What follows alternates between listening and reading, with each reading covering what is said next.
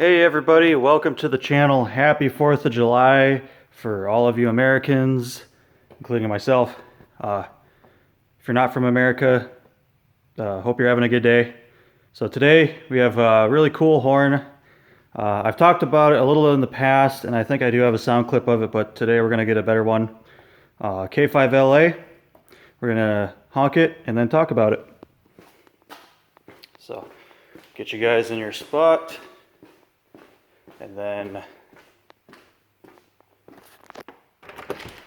give it a honk here. And then I will be right back.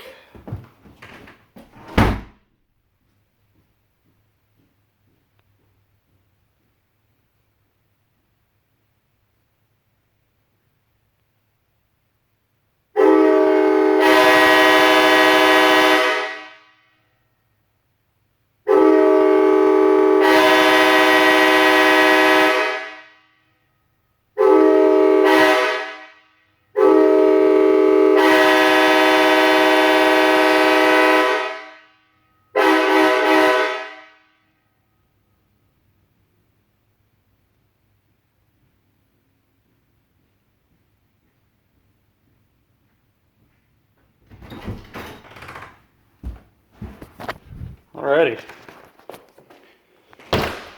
Some nice K5LA action for the 4th of July. Get my hearing protection off so I talk like a normal person here.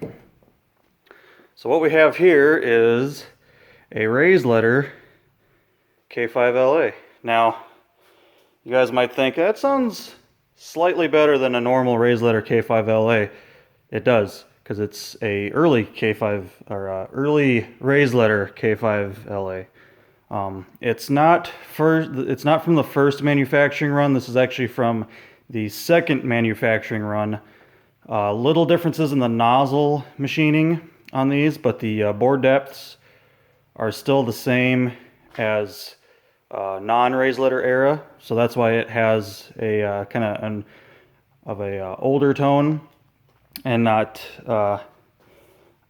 what you normally hear from a modern day raised letter K5LA.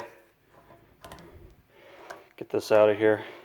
And one thing I did a little different on this horn is technically it is a hybrid, but kind of not hybrid, and we'll explain why.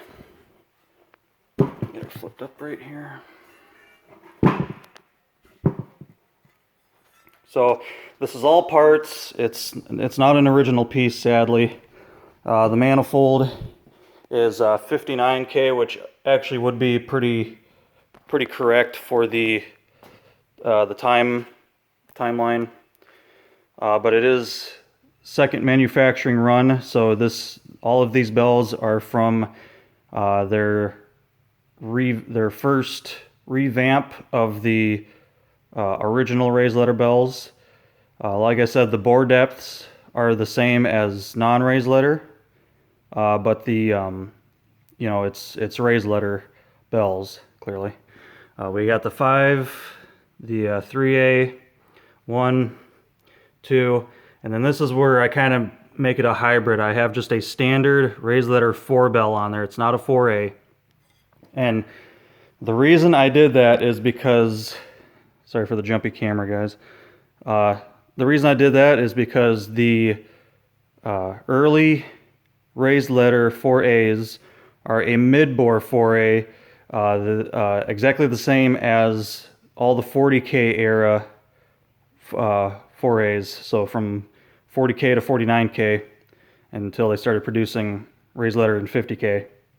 Those 4As were deeper than the normal half-step 4As, and they weren't as deep as the more modern 4As, or anything, I believe 60K and beyond is the deeper 4As.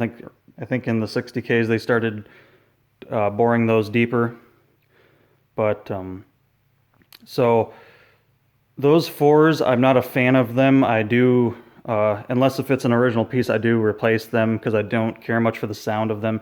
They sound good for the early K5LAs, but I do not like them for anything else really.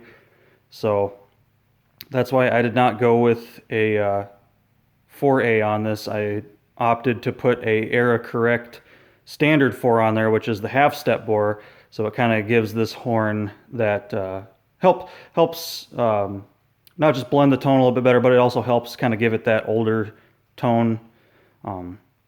I've tricked people with this horn in the past. I've sent them a sound clip, and they thought it was a early 2000s K5LA, anything from like the mid 20s to mid 30s K range, but it's actually a raised letter horn. So pretty pleased with this horn. I was I've always been happy with it. I just recently kind of put some new diaphragms in it. It does have some type of a little sound issue that I can hear up close. Eventually I do need to send the 5 off and have it remachined because it's wore down, so it's kind of hard to make that sound really good. But that was kind of the deal for like all of the early 2000s 5s. That none of them really sounded good after a while. So this one just kind of sounds like a really clean in-service. Has that like nice in-service sound as a clean horn. So, but yeah, it's just a second manufacturing run raised letter K5LA hybrid with the standard 4 on there. So. Hope you guys have a great 4th of July. Keep all your fingers. And until next time, take care.